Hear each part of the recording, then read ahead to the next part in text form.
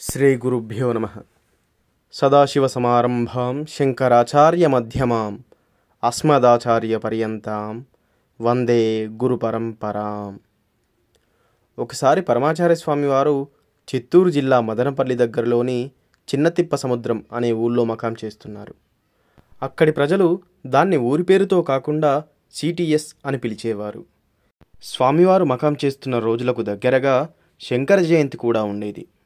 దాన్ని దృష్టిలో ఉంచుకొని మహాస్వామివారి పరమభక్తులైన శ్రీ కల్లూరి వీరభద్రశాస్త్రి గారు మరియు నేను చెన్నై నుండి బస్సులో సిటిఎస్కు బయలుదేరాము. శ్రీ కల్లూరి వీరభద్రశాస్త్రి గారు, ఆయన సహోదరుడు ఇద్దరూ సంస్కృత పండితులు. వారు ఆంధ్రదేశానికి చెందినవారు. వారి విద్వత్తు మహాస్వామివారికి బాగా తెలుసు. ఆయన తరచుగా మహాస్వామివారి దర్శనానికి వచ్చేవారు. మేము అక్కడికి వెళ్ళిన 2 రోజులకు శంకర జయంతి రాబోతుంది. అప్పుడు అక్కడ మహాస్వామివారి కైంకర్యం చేయడానికి 3 మాత్రమే ఉన్నారు. ప్రతిరోజు దర్శనానికి దాదాపు 40 మంది దాకా వచ్చేవారు. ఆ ఊళ్ళో ఒక ధనికుడు ఉండేవాడు. ఆయనది చాలా పెద్ద కుటుంబం. శ్రీవారికి పరమభక్తుడు. పరమాచార్య స్వామివారి దర్శనానికి వచ్చే భక్తులు అతని ఇంటనే బస చేసి భోజనాదులు చేయడానికి కూడా ఏర్పాటు చేశాడు. శంకర జయంతిని పెద్ద ఎత్తున ఘనంగా నిర్వహించారు. శ్రీ కల్లూరి వీరభద్రశాస్త్రి గారిని వ్యాఖ్యార్థం గురించిన ప్రవచనం చెప్పవలసిందిగా మహాస్వామివారు ఆదేశించారు.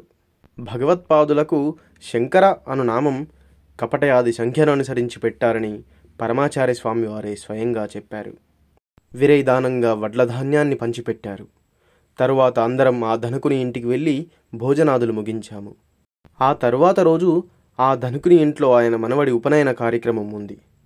ఉపనయనం రోజు ఉదయం మహాస్వామివారు వ్యక్తిగత సహాయకులైన రామకృష్ణన్ గారిని, శ్రీకంఠన్ గారిని పిలిచి వాళ్ళ ఇంటిలో ఈరోజు ఉపనయనం.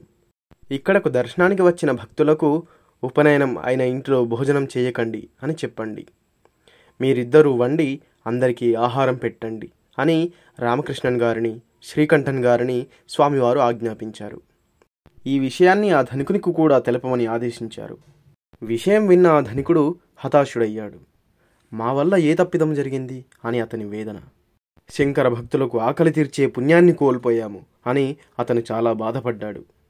బాధతో దాదాపుగా ఏడ్చే పరిస్థితిలో ఉన్నాడు. అతని బాధని పరమాచార్య స్వామి వారికి తెలిపాడు. అందుకు మహాస్వామివారు ఉపనయనం జరిగే ఇంటిలో నాంది శ్రాద్ధం చేస్తారు.